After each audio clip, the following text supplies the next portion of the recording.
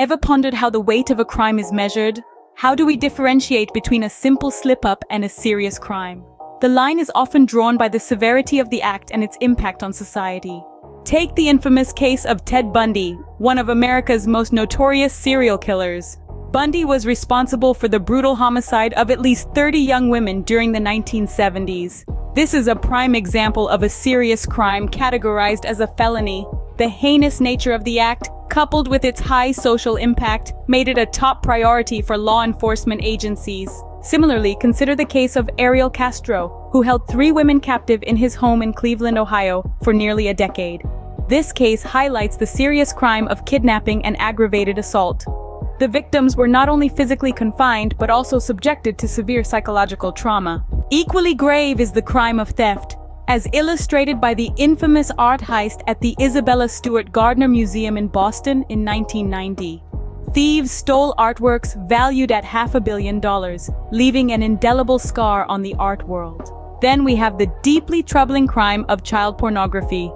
The case of Jared Fogle, former Subway spokesperson, is a chilling example.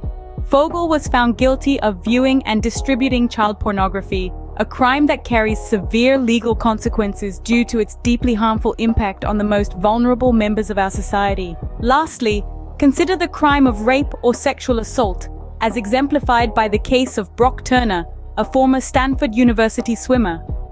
Turner was convicted of sexually assaulting an unconscious woman, a crime that sparked widespread outrage and led to calls for stricter sentencing laws for sexual offenses. In conclusion, serious crimes, whether they involve taking a life, causing physical harm, stealing property, exploiting children, or violating a person's sexual autonomy, are all severely punishable under U.S. law.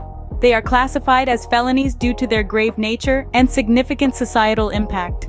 While the types and severities of serious crimes vary, what remains constant is the need for prompt and efficient law enforcement response.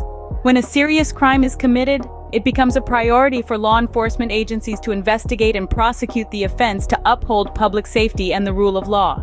Remember, when stopped or arrested by police, it's crucial to know your rights and responsibilities.